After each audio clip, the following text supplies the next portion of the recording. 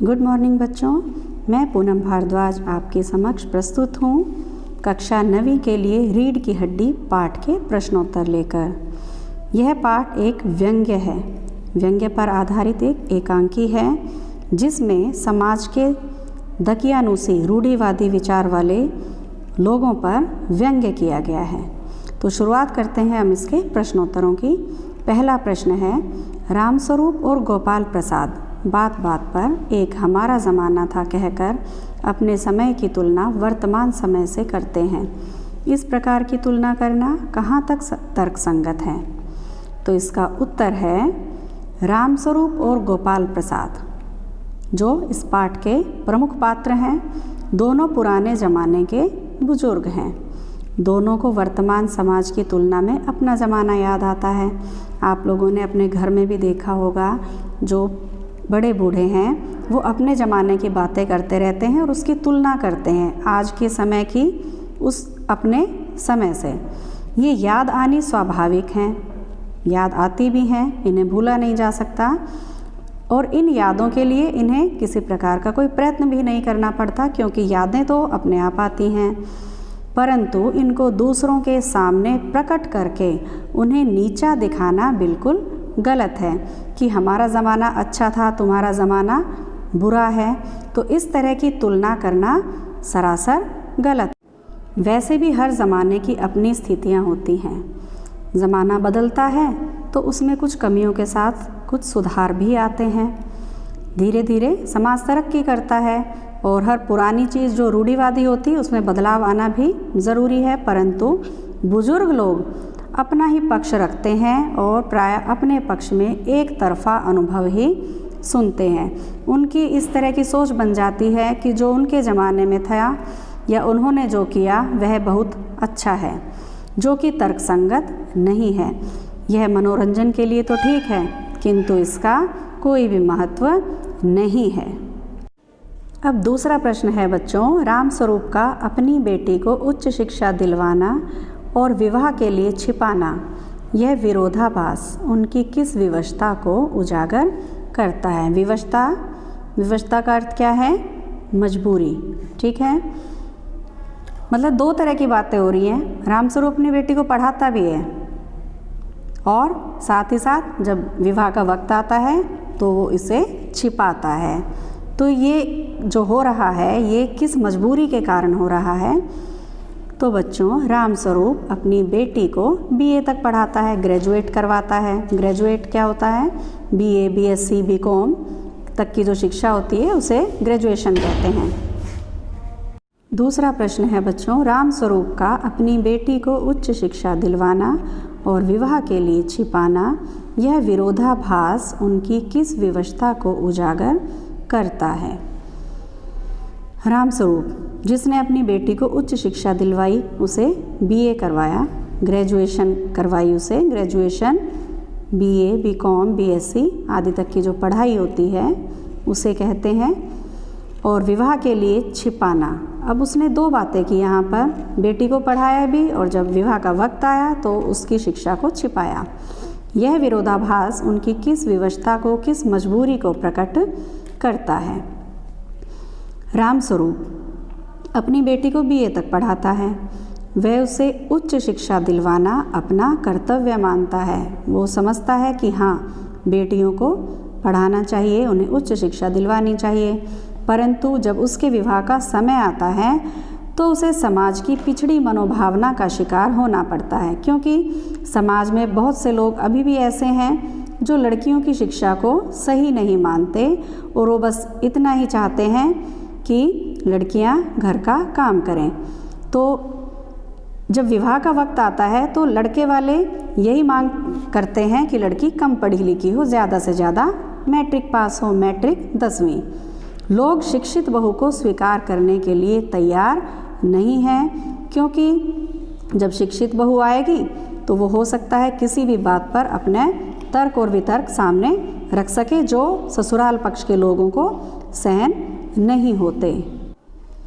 लड़के और उसके सास ससुर को ऐसा लगता है कि पढ़ी लिखी बहू उनके नियंत्रण में नहीं रहेगी। नियंत्रण मतलब वश में नहीं रहेगी, उनके कंट्रोल में नहीं रहेगी। बात बात पर नखरे दिखाएगी और हर बात का विरोध भी करेगी, प्रश्न करेगी और उन्हें चुनौती भी देगी। वे इस बात को बिल्कुल सहन नहीं करना चाहते।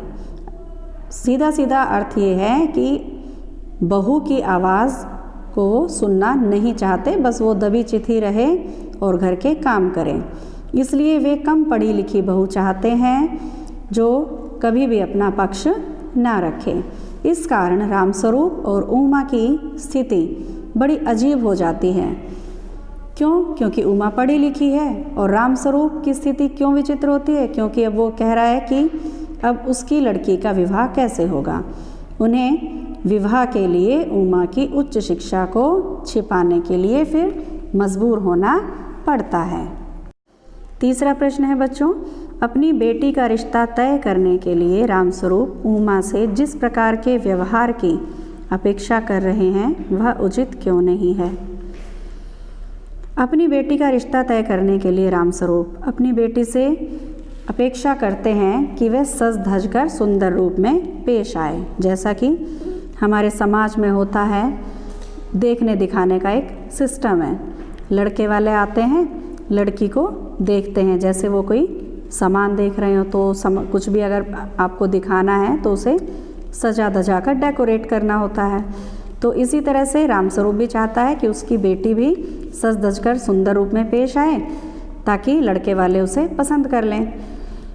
इसके लिए वो पाउडर आदि बनावटी साधनों का उपयोग करे, भाई क्रीम पाउडर भी लगा ले और आने वाले मेहमानों के सामने ढंग से बात करे, अपनी व्यवहार कुशलता से उनका दिल जीत ले कि अच्छी अच्छी मीठी मीठी बातें बोले। उसमें जो गुण हैं उन्हें ठीक तरह से प्रकट करें ताकि वह होने वाले पति और सास ससुर को पसंद आ जाए। और रामस्वरूप उमा को कम पढ़ी लिखी लड़की के रूप में भी पेश करना चाहता है। रामस्वरूप का व्यवहार ढोंग और दिखावे को बढ़ावा देता है। यह झूठ पर आधारित व्यवहार है। एक तरह से विवाह का बंधन जो होता है वह पूरी जिंदगी भर का होता है। तो यहाँ पर अगर वो झूठ बोलकर विवाह करता है अपनी बेटी का तो वह गलत होता है। बीए पढ़ी लिखी होकर भी उसे मैट्रिक बताना ये हमेशा के लिए धोखा करना है। तो ऐसी ठगी पर खड़े ऐसे धोखे के रिश्ते कभी भी टिकाऊ नहीं होते, स्थिर नहीं होते। इसी प्रकार पाउडर लगाकर सुंदर दिखना भी धोखे में रखने जैसा है। असल में क्या होता है, जैसा रूप है वैसा ही दिखाना चाहिए, जो गुण है वो दिखाने चाहिए और जितनी वो पढ़ी लिखी है वो उसे बताना चाहिए। तो रामस्वरूप के व्यवहार को हम उचित नहीं कह सकते, वह सरासर गलत व्यवहार है। चौथा प्रश्न है, गोपाल प्रसाद विवाह को बिजनेस मानते हैं और रामस्वरूप अपनी बेटी की उच्च शिक्षा छिपाते हैं। क्या आप मानते हैं कि दोनों ही समान रूप से अपराधी हैं? अपने विचार लिखिए। अब इसका जवाब है, गोपाल प्रसाद द्वारा विवाह को व्यापार या बिजनेस समझना उचित नहीं है, क्योंकि यह बिल्कुल गलत है। विवाह एक पवित्र संस्कार होता है और इसे बिजनेस या व्यापार का दर्जा देना मूर्खता है। विवाह में किसी निर्जीव वस्तु का आदान प्रदान या क्रय विक्रय नहीं होता है।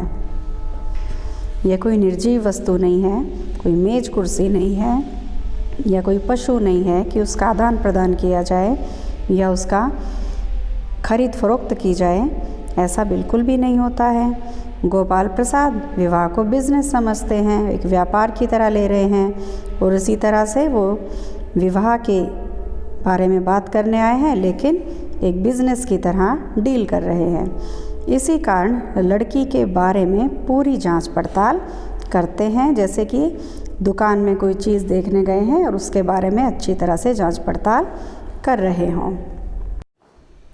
अब बात करते हैं आगे रामस्वरूप के बारे में।